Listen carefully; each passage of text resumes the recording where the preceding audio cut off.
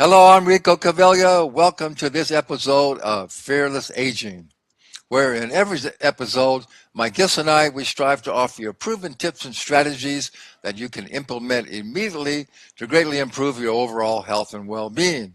So we're here to inspire you and empower you to become your best self so you can go out and make a bigger positive impact in the world. Now, we have a great show for you today. We have four really important segments. The first one is entitled Reframing Pain, how understanding pain can help you age fearlessly and live fully. And you're going to learn some really proven tips and strategies that if you're having chronic pain, how you can deal with it in a much more satisfactory way. So you want to be sure and check out this episode. The next one is a real fun one. It's called The Wild World of Dating 50, 60, and Beyond. Our dating coach, she's an expert dating coach that has a really high success rate with getting you hooked up and married and staying married if that's what your goal is. So this is going to be a real fun one. And then the third one is, do you have ADHD, attention deficit hyperactive disorder? And so you're gonna learn the symptoms of that, and if you do have that, how you can deal with it in a much better way. And then the final one, we have a short one called Laughter as Medicine. So be sure and stay to the end, watch all the shows to the end, because all of our guests have some great gifts for you. So you'll learn how you can get their gifts and how you can contact them and learn more about what they have to offer. So we have a short message from our sponsor, and then we'll get into the first show. In a perfect In a perfect world, we would all be happy, healthy, and successful.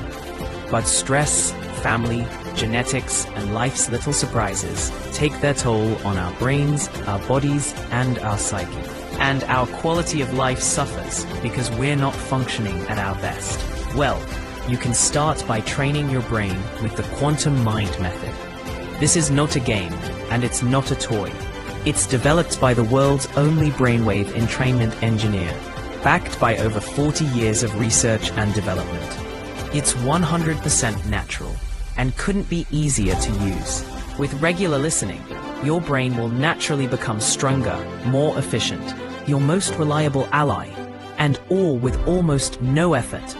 You can achieve anything you want, and get the most out of your life with the Quantum Mind Method. The world is yours, so take it. Take it now. All right, here's our episode, how to deal with your pain. Hello, I'm Rico Cavella. Welcome to this segment of Fearless Aging.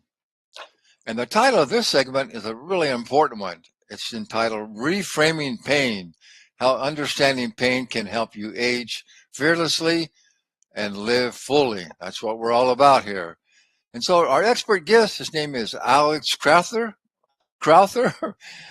He's a pain coach, and he's author of the book Reframing Pain, Understanding Pain in Everyday Terms. So Alex Crowther, thanks so much for being here. Hey Rico, nice to see you.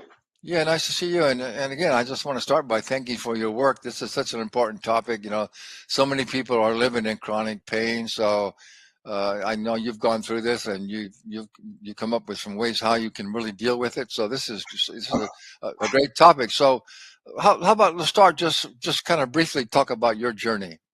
Yeah, look, my journey was one of quite a lot of suffering, and my goal now is to try and help people fast track that suffering as best they can.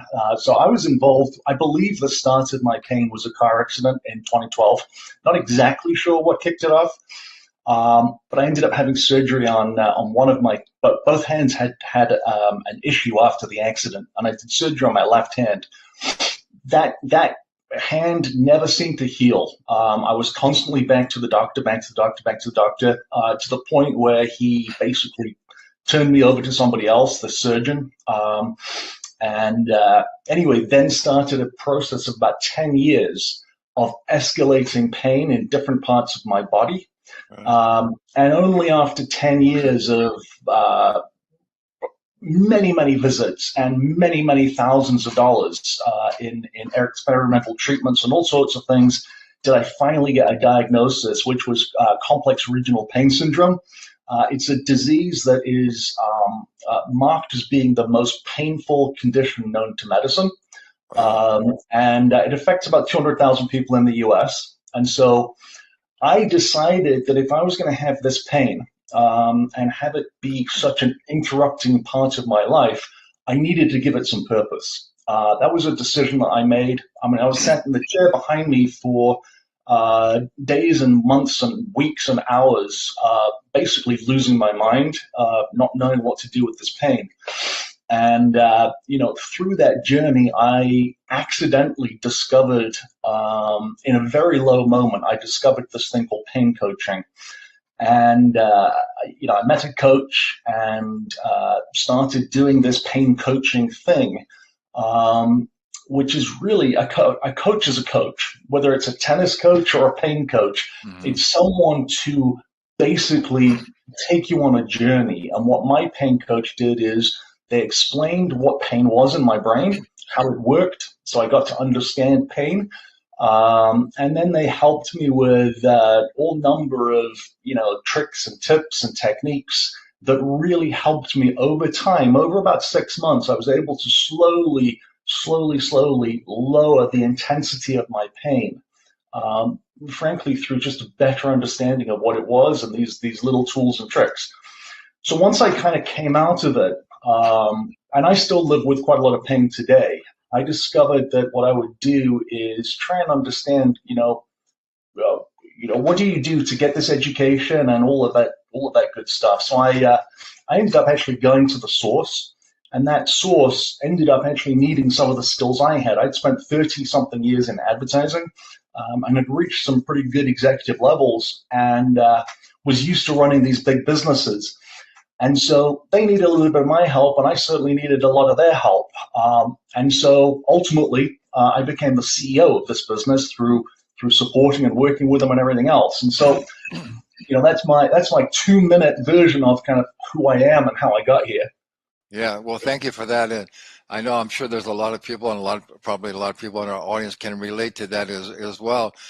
So before we talk about in some of the, like you mentioned, some of the sort of tricks and things and you discover that can really make a difference, talk about how you discovered there's really a whole mind, body, and spirit connection, and when you begin to understand that, how it directly supports you to live healthier and without pain. Yeah, look, so I found it, Rico, in a moment of actual real desperation. I was ready to leave this earth. I wanted to be done. I was living 24/7 in the most excruciating pain. And I'm talking about pain like, imagine slamming your hands both in the door and that immediate fit, and that's what I'm living with. That was what it was. And, it sort of makes you crazy. Like, it literally will make you nuts. And so I'm sitting in the chair trying to figure out, I just want to be done. And so I was trying to find a resource actually to help me do that. Okay. Which is, I hate to say this, but that's what I was doing. And I was looking for a pain counselor, someone that would understand enough that would actually help me kind of try and exit this world. Mm-hmm. And in doing that, in that little Google search, this pain coaching thing popped up on the screen.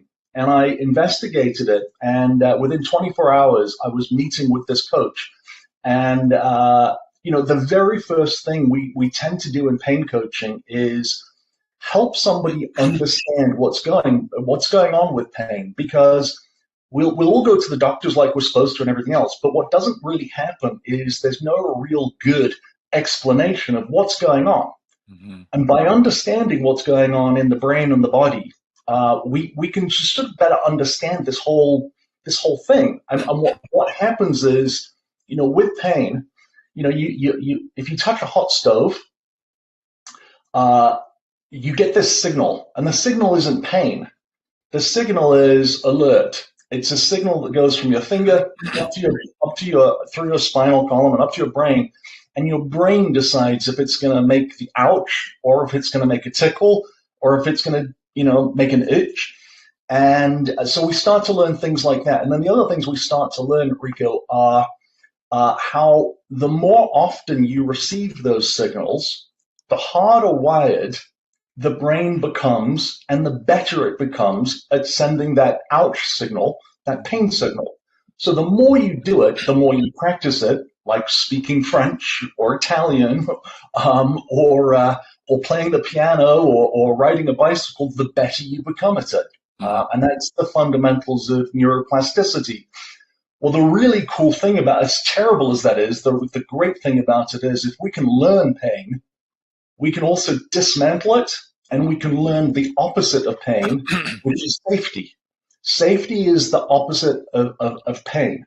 And so what we're able to then do, and then the techniques that your coach will apply, are helping you to learn safety. And these are not very complicated things. These are things as basic as, and we've heard of a lot of them, things like calming the brain and everything else. But simple things like you might catch me. Well, Alex, before we get into those actually things, I just want to say to our audience, because this is an important point, it's what I'm really hearing from you.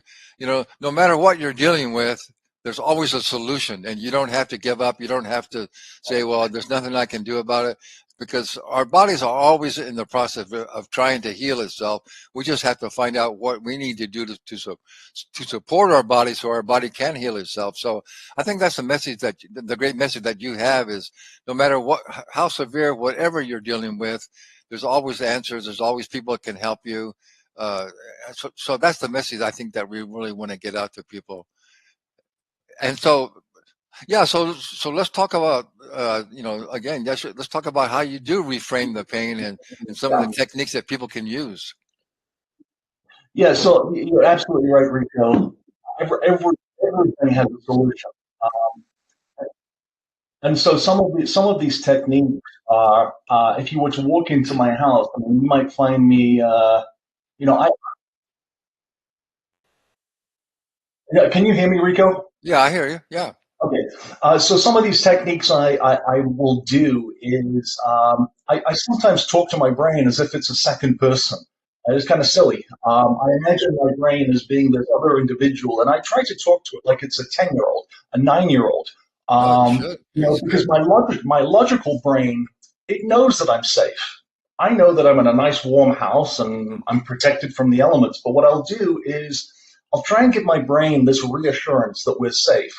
And so the easiest way I found to do that is if I imagine I'm talking to the 8-year-old, the 10-year-old version of me, the way we would talk to an 8-year-old or 10-year-old. And I very literally tell myself, there is no tissue damage. There is no underlying concern, that I am safe. Thank you for giving me the protection and sending me those little pain signals, but I'm okay. And it's mysterious, but it does. These things bring down the pain. It sounds like it's crazy that it would work, but they work. Okay. Along with, if I'm, we learn what our triggers are, and in the book I explain. This book's free. Like, I'm not self-promoting. I've just got some of these little tips and tricks in this book that will explain things like, I know that there's 2 or 3 things that I can do that will help bring my pain down, and I call that a trigger response plan. So when I'm having a bit of a flare, instead of having to think about these 3 things that I might do, taped inside my kitchen cabinet, I know that I've got these things that I can go to. So I know, for example, that if I'm in a noisy environment, that's going to help. That's going to elevate my central nervous system. Big noises like really escalate my pain. I'll remove myself from those sorts of environments. Whilst meditation does help me, we don't need to be sitting doing hours long of meditation. It's literally sitting quietly just for a minute, closing our eyes and doing some very simple breathing techniques. And again, I've got those listed. They are not difficult. They are very accessible. We can all breathe. And so the combination of just a few of these techniques of telling myself that I'm safe, doing some breathing exercises, et cetera, et cetera. And so I've laid out a bunch of these, but it's all about just bringing our state down just ever so little. So the combination of one, understanding what's going on in your brain, plus applying some of these very simple and straightforward techniques in a little bit of a sequence, we can bring down these levels of pain. And so when you're working with a pain coach, you'll build these programs and you'll work through, you'll set goals and you'll work through programs of things that you can do individually tailored to you that will help bring the experience of pain down. Yeah. And it's like I said, it's no different to a golf coach or a tennis coach or a language coach. It's somebody that works with you, that understands pain neuroscience, that can help you individually put together plans to bring down your pain. Yeah, that's so good, Alex. I just want to add, yeah, coaching is known to be the surest and fastest ways to achieve your goals in any aspect of life. And so we'll definitely put in the show description how people can get a free copy of your ebook, and then also how they can contact you and learn more about your coaching programs. Do you like offer a initial consultation with people? And Yeah, so what I've got set up is we've got it set up a couple of different ways. So yeah, my book, it's very obvious on the website. Then what Pain Coach Academy does is we actually train people to become pain coaches. This is something that is really, really interesting to a lot of folks that have a lived experience of pain, go on then to become a pain coach. This is a terrific career for some people that live with pain. So that's the main underpinnings of what we do and how we survive. But on the website, we have a Find a Coach section where you can click on there, and there'll be a directory, and then you can find your coach. Very good. Well, Alex, thank you very much for all this great information, and thanks for the work that you're doing. And so we're really out of time, but I want to really encourage our audience. If you're dealing with any kind of pain, you definitely want to check this out. So thank you for being here, Alex. That was great. Thank you very much. Okay, we're back. So I have a short message for you, and then we'll get into the segment on the wild world of dating over 50. What if in your 60s, 70s, and 80s you were healthier, stronger, with more vitality than in your 40s? It's not genetics, it's not luck, it's the ageless living lifestyle. Hello, I'm Rico Cavaglia, creator of the Ageless Living Lifestyle. I've had the good fortune to work with hundreds of individuals just like you who greatly improve their overall health and well-being. And my clients aren't just staying healthy, they're out hiking mountains, playing sports, and feeling better in their 70s and 80s than they did in their 40s. My clients and I are living agelessly, and I know you can as well. So let's have a friendly conversation about your personal aging challenges and your goals. There's no pressure, just an honest conversation about where you are now and where you want to be, and whether the ageless living lifestyle is a good fit for you. So I'm here for you. Let's talk. Hello, I'm Rico Cavaglia. Welcome to this episode of Fearless Aging. And we got a really interesting title today. The title of this episode is The Wild World of Dating Over 50 and 60 and Beyond. It's all about how to meet your life partner this year. And our expert guest, her name is Amy Schoen. She's a professional certified life coach. She has helped seriously searching men and women get off the dating merry-go-round and finally find their true love partner. She's also the author of Motivated to Marry. Now there's a better method to dating and relationships, and the book Get It Right This Time, How to Find and Keep Your Ideal Romantic Partner. So Amy Schoen, thanks so much for being here. Oh, thanks for having me, Rico. Yeah, so let's just begin. Just real briefly, tell us how you got started and decided to become a dating coach, relationship coach. Yeah. So I went through a divorce in my mid-30s. It was early for me, in life, and I never expected to be divorced. There was nobody really divorced in my family. So it was quite a shock. And I had to learn how to get back out there and to really know myself. And I actually hired a coach when I turned 40 because I was running around in circles and not meeting the kind of men I wanted. Back then, I was, very motivated to marry, which is the name of my website, but that's a choice. Yeah. And I wanted to have a family. I didn't have my family yet. So back then, I mean, that's kind of, what was, you could see a picture. That was my engagement picture behind me with my husband. So yeah, people started sending people to me after I met my husband, and I met my husband and got married, and I realized there was a pattern going on. And I had learned some things through my coach, but I also actually decided to switch careers, and coaching came up as a great, career for me with having a family at home. And just the dating coaching found me basically. And I went and I got trained and certified so I could help people with the right skills. And then, I just taken off from there. So And so, when did you discover that there's a big market for people, 50, 60, 70, even 80? There's a big market for well, those the people. funny thing is that market found me. So I'm now Oh, in my mid 60s. And originally I was, attracted to the people like myself who were like, wanting to be married. Our friends were all married, having families, feeling left behind. But what I found right now is, I have people coming to me. A majority of my clients are now over 50 and they want a partner for the stage of their lives. We've been through the pandemic. People don't want to be alone. I have clients who are retiring and they really want to have that special person in their life, to have a companion. They value companionship. And so, so my clients, kind of the market found me in a sense. yeah, that's so good. And so the message here is that you can find love at any age, right?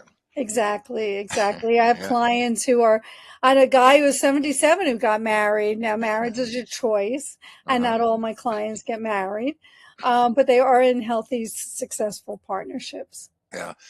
And that also relates to wellness as well, because as you stated here in some of your information, you said that there's actually statistics that show that having a happy life partner will help to increase your happiness and your longevity, especially for Exactly. men. Yeah, Yeah, yeah. especially for men. They do better. And we're pack animals, we do better when we have somebody and that helpmate. And I hear from a lot of my clients, I work very deeply into values and the value of companionship and having someone there to Hmm. bounce things off. And, good times and bad. I just, sprained my ankle and thank God my husband was there to help me and get me to the doctor and all that kind of stuff. Yes, you can have friends for that too. Yeah, But to have that special person, that one person who cares about you and will be there for you and all that is really important. yeah. And it turns out that most of my clients are meeting through online dating. I would say, large, 80% of my successfully coupled clients, and all ages again. I have a client right now who's 68 who met a partner through an online dating site, and another one who's in a new relationship. We'll see where it goes. Again, that was through online dating, and these people weren't in their backyards. They were Look at like 5 hours away or a couple hours away. And so, with the online dating, it really gives you a more range of people that you can consider if you're open to it. You have to them. be open to it. Yeah. Well, I think the thing is, yeah, it's easy. You can definitely meet a lot of people on online, but how to, like, say, like what you do, how to find the right ones and how to see Connect. if this, yeah, Right. it's really someone I want to connect with or not. So that's I think your coaching is really valuable. So let's talk a little bit about your proprietary System. system. Yeah. Yeah. So I've created the Motivated to Marry Dating Secrets. Again, seriously searching. And really, it's a 3-step process. The first step is really to help a client get really clear about who's the right person and what they want for their lives. The first Hmm. step is you need to know your goals first and what you want before you can even bring a person into your life. Because Hmm. I've seen this situation, especially my 60 plus. One person wants to move move somewhere and the other person can't, doesn't, and they might like each other and have chemistry, but if you're going in a different Yeah. direction, it's not going to sustain. It's not going to sustain. I've seen it time and time and time again. And the second part is to, help you figure out how to connect with that right person. So again, through the values work that I do, I really do a deep process where we really look at those relationship values that need to be aligned, and then we infuse them in your profile. A lot of times my clients meet through introductions, but they have to know how to ask for introductions. So again, communicating the right information to the right people. I even have a worksheet about who are your connectors, who are your network, social network. So you can think about who can you ask. I mean, there are people who, met people and they were, they were their cousins or something, and especially now with this time of year, with the holidays, you're going to see people, and if they know you and they like you and they want to support you, then they'll be happy to introduce you if they know somebody. But you Yeah. have to jog somebody's memory. Yeah. And the third step is to help people create the relationship. So once they meet the person, it's the now what. Can you build a relationship that's going to last the test of time? And I know as a coach, I've helped my clients really look at what's really important and help them scale through I call the little glitches. There's always something that comes up, the uh-ohs or the glitches. Like, I didn't know that, or I didn't know that. And, it can be anything. It could be the adult children that cause issues. And so how to navigate around that and see if the partner is able to work with you around that. And so a lot of times, my clients do, like I say, go off to the sunset and, kind of have a wonderful life, and they're traveling and they're spending time with their families and they're doing, wonderful activities. And some people are still working, some of us are still working, right? And we don't see it as work. We see it as, I don't know, passion work, Yeah. passion projects. So, it works. I've been doing it for 20 years and I have hundreds of success stories at all ages, like I said. And, my clients come to me, they're almost ready to give up. Yeah. I'm like the last resort. Yeah. I had a guy Well, who worked with uh, matchmakers for 9 years and then came to me, and within 3 months he met his partner. well, the good news is you should never give up with anything. There's always a solution. There's always something that can happen. If you just stay with it, right? I just want to let our audience know too that you have a nice free gift on your website. And we'll put all that information how you can contact Amy. But she has a free workbook, 5 Signs You're Ready for True Love. So you definitely want to go there and check that out. Also, I would say the value of your coaching is to help people identify maybe like red flags and realize maybe this isn't somebody I want to get involved with, right? Exactly. Non-negotiables and, and things. So yeah, we also work through like must-haves and would like to haves. But I find that people are putting things in the wrong place sometimes. They're putting boundaries that they maybe not need to do, or they need to set better boundaries for themselves. And a lot of my clients have been hurt and throughout previous relationships and have to learn to trust themselves and trust themselves, trust their mind, and trust that they can make good decisions for themselves. And I think that's really what I do as a coach, is I help my clients feel more confident in themselves and their decisions. Yeah. I would think so also, as we age, I mean, if you're already 60s or 70s, when we're younger, we have a lot bigger of agenda, on the family, and we got to do this and then careers and all that. Isn't it, you trying to help people just to realize, hey, we're past all that stuff. It's time to just mellow out and just to have somebody to enjoy and not have a big agenda, right? Well, and that's up to the person. I mean, there are people with big agendas and, Yeah. many of us, there are people working and they have their new goals or whatever. They're volunteering, or they're involved in other organizations and stuff. And that's great. So I think it's a choice today, that those people who want relationships, it's about finding people who are like-minded and who want what you want. And I was speaking to a coach today, and she's single and she's been divorced like twice. And she's like, I'm done. I'm happy by myself. And there are people like that. So that's a discussion in my groups. I have groups that they say, my friends, they're not supportive. That my friends say, why are you doing this? Why do you care? And they have to, that's what's nice about being in my world. I have people who are like similar, and then you're not feeling alone, and everybody's got the same goal that you do. So I do something called Meet Your Mate this year. I have a group that's starting in the new year. Yeah. Well, so I think the message here is get some help though. Coaching is known to be the surest and fastest way to achieve your goals. So if this is something that you really want in your life, I highly recommend you get a hold of Amy. Again, she'll be a real valuable asset to you. So Amy, thank you very much for all the great information. And thanks Thank you. thanks for the work that you do. I appreciate it. And thanks to all of our audience for being here as well.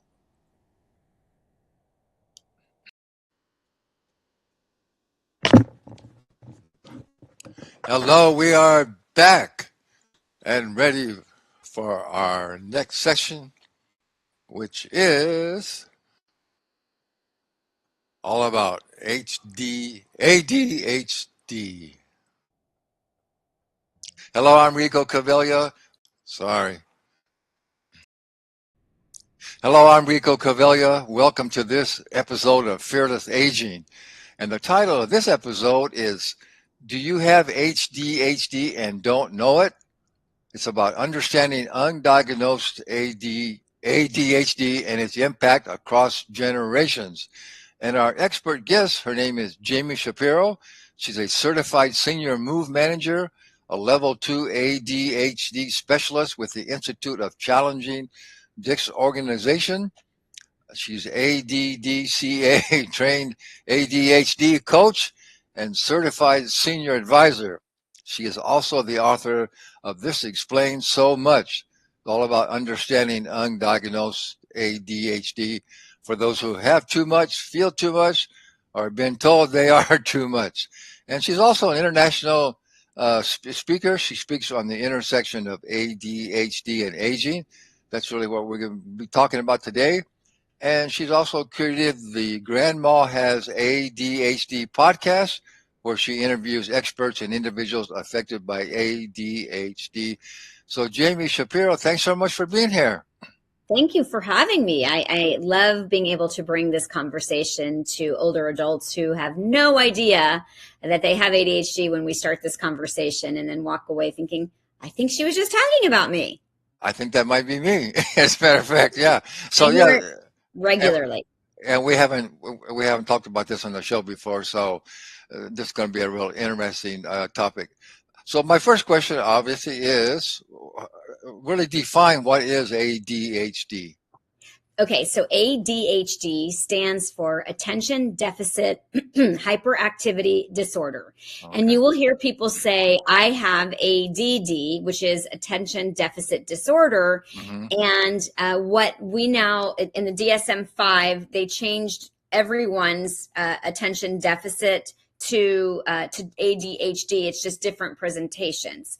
And not to get too clinical, but basically it's completely mislabeled, because the reality is that there's this perception that if you can focus on something, you must not have attention deficit.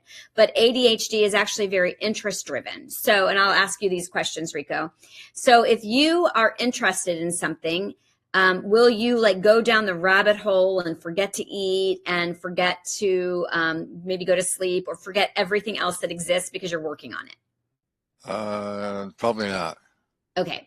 So people with ADHD often will hyper focus on something that really interests us. And so we have this ability to tune everything else out and sit down and write a book, or sit down and read, or, whatever it is that it has to interest us. If it doesn't interest us, then it's going to be really difficult to get the motivation. And you'll hear a lot of people talk about their school time, where they made really, really good, grades in language arts, and no problem, they were A students. And then when you had to have them sit in math or science, they couldn't sit still, they couldn't keep their mouths shut because they weren't interested. Mm-hmm. So it's actually really interest based, and not everybody's hyperactivity is their bodies. Some people, it's a brain that just is constantly going and it will not stop. And so you're always popping up with new ideas and you are interrupting people, or you're trying to go to sleep at night and your brain won't stop, like that kind of thing.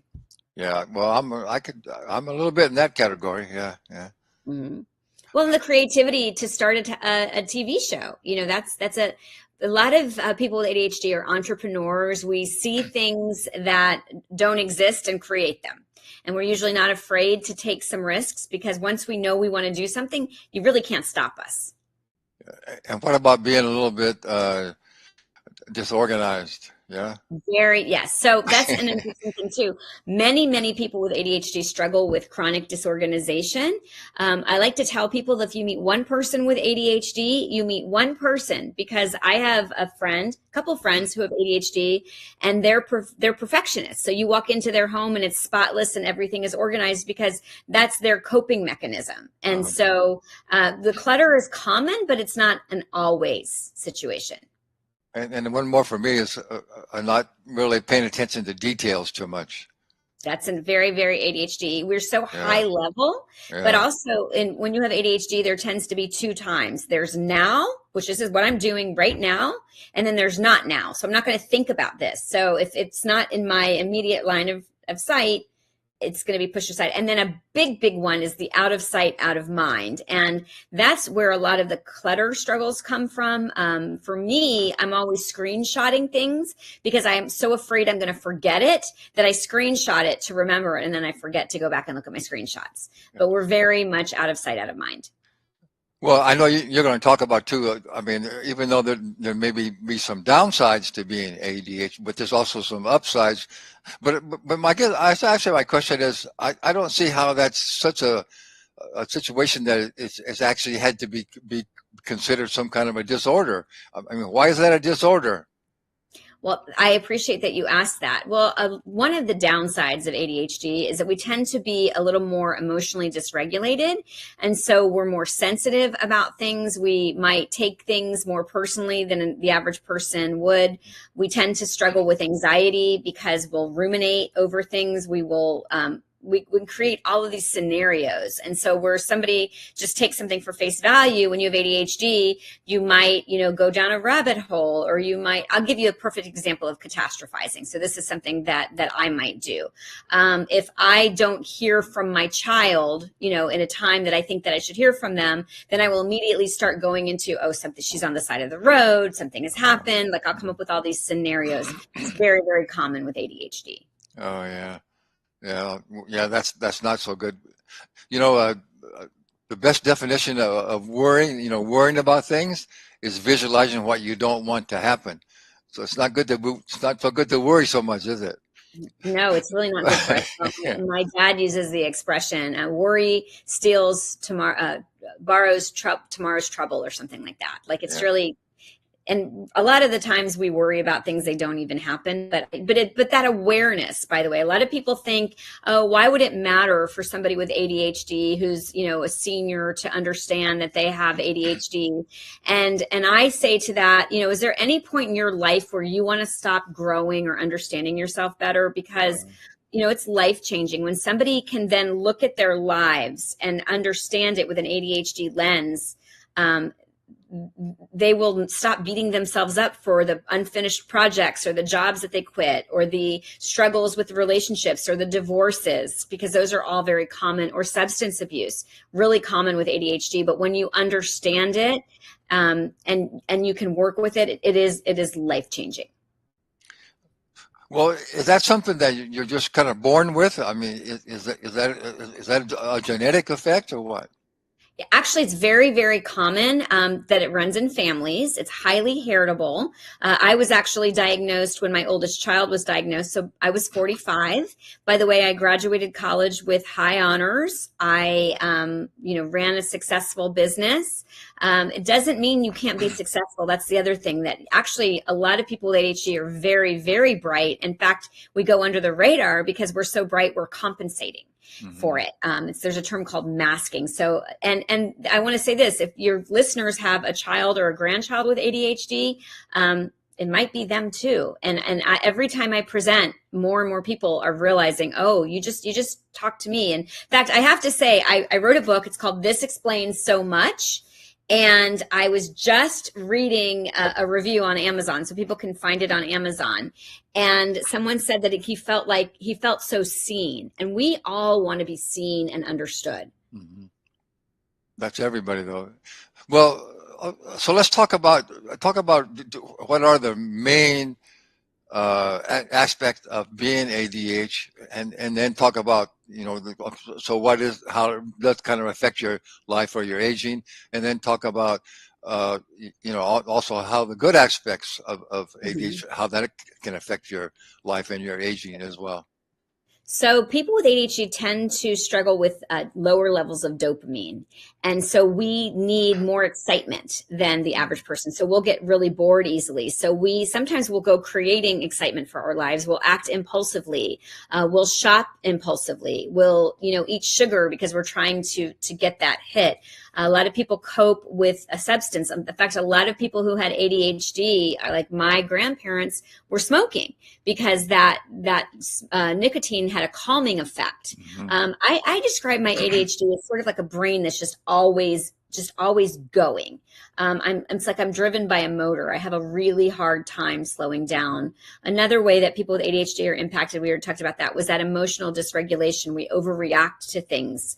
We're more sensitive. We're actually, and that's also good because we're a weather vane. So that means when somebody is off or something is off, we can really sense their energy, and we're highly empathetic. So sometimes we will take on other people's worry and we absorb it. And then big area where we struggle is with executive functioning. And executive functioning is prioritizing tasks. It's making decisions. It's planning. So people with ADHD, maybe if you're thinking now and not now, maybe they're not saving properly for retirement, or they're spending impulsively because they're not thinking through the consequences. So that's definitely, and then I would say a lot of people have a lot of struggles in family relationships, that when you then understand that you're two emotionally dysregulated people coming out of relationship and you're very sensitive. And that's what happened with my mom and me when we discovered her ADHD, is that all of a sudden we could relate to each other really differently. And we recognize now, okay, she's being oversensitive, and we can talk, we have words for it. Okay, so if you are diagnosed with ADHD, what do you recommend? What kind of things should you do, or certain treatments, or sure. What do you recommend? So if you suspect that you have ADHD, it's and this is one of the reasons that I'm out here doing this work, is that there's a lot of doctors who, and in fact, my mother's doctor said, well, we don't give medication to older adults. It's actually not always the case. The problem is that a lot of adults don't really want to pay attention to older adults. And a lot of times there are other medical conditions going on, and those are the priorities. But some people are candidates for medication, and they are life-changing. Not everybody needs to medicate. There's an expression, pills don't teach skills. So it's just an understanding. Like, so for instance, here's a perfect example. I was doing laundry. I got back from a conference. I immediately put my dirty clothes into the wash, but because I had gotten back from the conference, I was speeding through life. Well, 2 days later, I go to put something in the washing machine and realize that I had left my wash in the machine for 2 days. And of course it smells, and now I have to go wash it again. So now I anticipate, okay, I need to set my timer. I wear a watch now, which I wouldn't have done before because I thought it would be a distraction. But now I will set a timer, make sure to take the laundry out. So it's building scaffolding and being aware. So, it's understanding and having the tools. And I would like to say that we thrive in community. We need accountability. We need validation. We need gamification. And we need to stop feeling shame. So one of the things that I'm doing, I'm creating a Grandma Has ADHD community. And so, by the way, you don't have to be a grandma, but my podcast is called Grandma Has ADHD because it's catchy, and because it was more common that women would not have been diagnosed than men, because a lot of men tend to present hyperactive ADHD. So we think of that little boy in the class. Everybody can remember that little hyperactive kid, right, Rico? Mm-hmm. But you don't think about the girl in the back who was quiet, who was daydreaming, who was sensitive, because she didn't get diagnosed. And so you have whole generations of women who just were completely missed. And so that's why I called it Grandma. And I do have a website that people can find me and more information on both the podcast, or not both the podcast, the coaching, and on my senior move management business, which I also want to share with your listeners, because my company is Silver Linings Transitions, and we handle the entire move for somebody, which is another ADHD function. It's planning, it's organizing. But most people, even whether you have ADHD or not, most people don't like moving. They find it to be very difficult. Yeah. Especially as we age and we have to go through our belongings. We have to make decisions about what we're going to keep and not keep. So in the San Diego and Coachella Valley area, my business is Silver Linings Transitions. But if somebody is listening outside of that area, we're part of a national organization that your listeners can find. It's called NASM, the National Association of Senior and Specialty Move Managers, and it's NASMM.org. And you can find all of that under because I'm doing when you have ADHD, you tend to also have like so many things going on. Yeah. It's hard because I feel like I've got so much energy and so much I want to contribute that I can't cap it and just limit it to one thing. So my website is actually Jami Shapiro, JAMI Shapiro, SHAPIRO.me, because I couldn't get .com for my own name. Yeah, so good. Well, thank you. We're actually out of time. Thanks for all that great information, and thanks for the work that you're doing. And I highly recommend you. We'll put all those links how they can contact you in our show description. So I highly recommend that. Maybe we should make a note. Me too. Write down a note that you want to contact Jami. That's what I do, because when I get a thought I need to do something, I better make a note so I don't forget. Yes, yeah. That's very ADHD. By the way, I do want to share one more thing with your guests, and that is that a lot of times ADHD can mimic early signs of dementia. And so that awareness is really, really important. So forgetting names, forgetting where you parked your car, or forgetting words. Like I'll be like, what's the word I'm trying to use? I don't have dementia. I have ADHD. Yeah, so I love what you're doing. And I do think that we should want to age. I had cancer at 34 and I want to age, and I'm trying to do it fearlessly. All right. Well, thank you so much for being here. And again, thanks for the work that you're doing. And thanks to our audience for being here as well.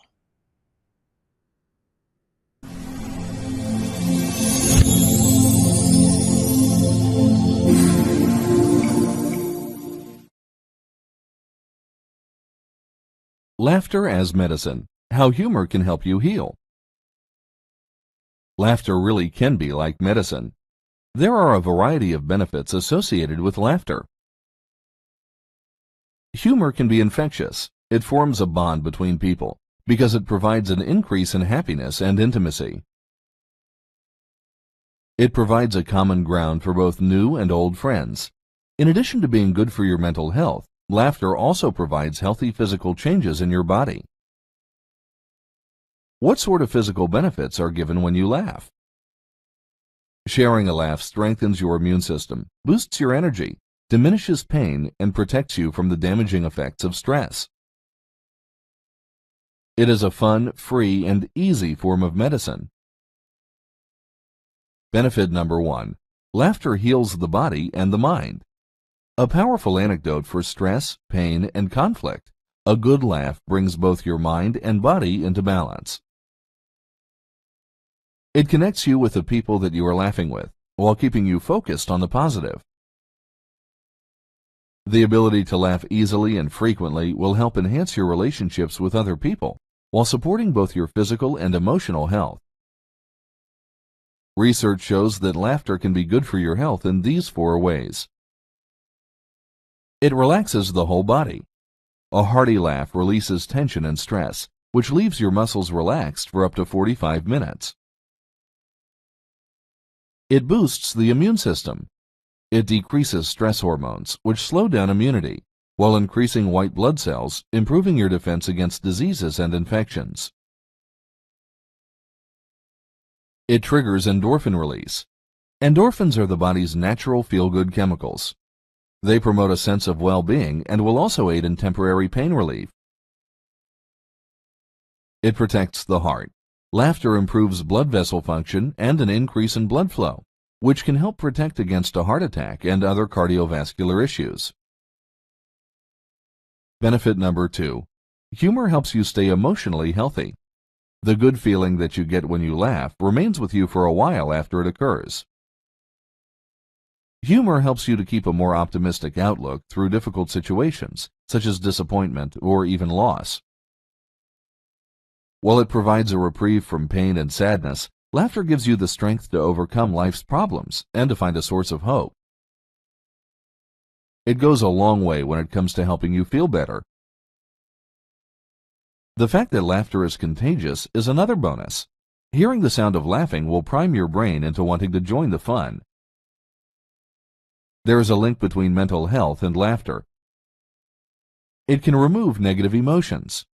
When you laugh, anxiety and sadness subsides. It allows you to relax and recharge. Laughter reduces stress while increasing energy levels, which helps you to remain focused on more positive things.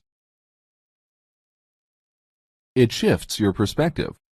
Even the worst situations can be seen in a more realistic, less threatening light. It distances your mind from a troubling thought or emotion, which will take away that overwhelming feeling. Benefit number 3. Laughter provides a wealth of social benefits. Humorous communication will strengthen relationships because it triggers positive feelings, and it provides an emotional connection with another person.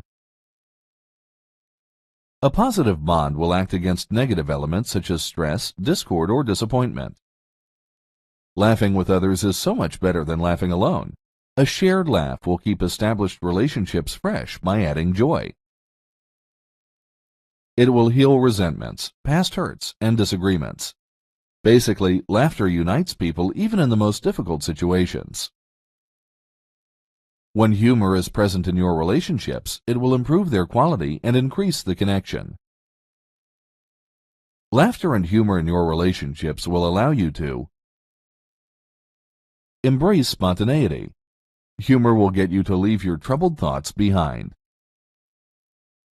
Stop being defensive.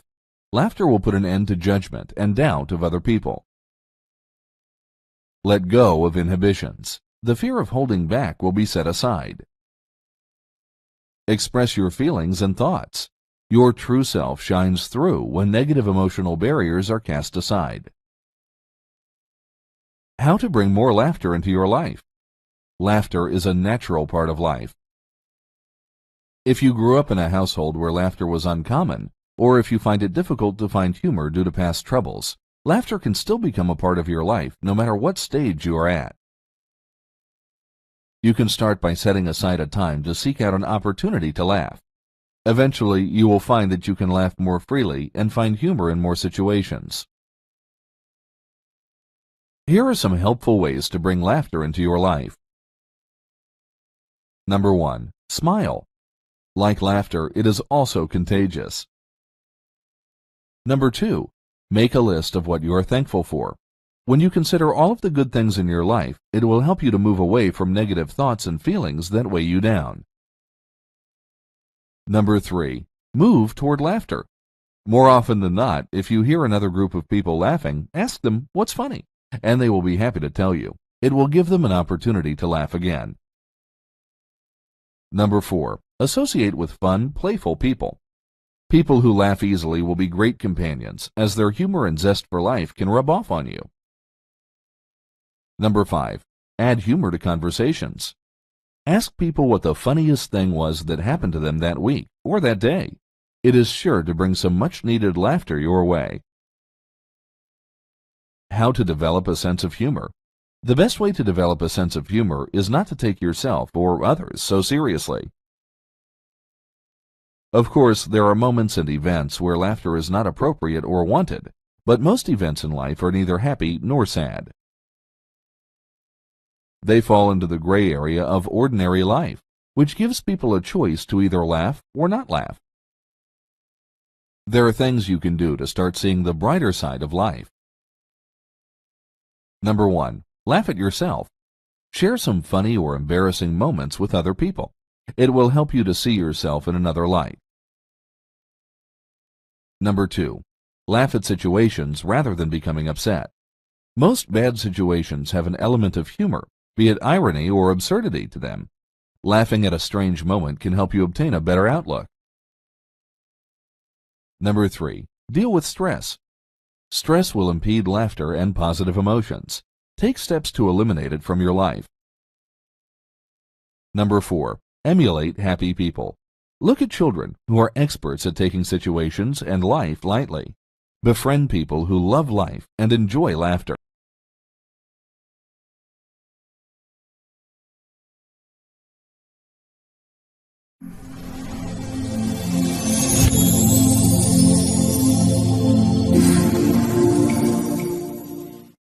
All right, that's this week's show. I hope you enjoyed it.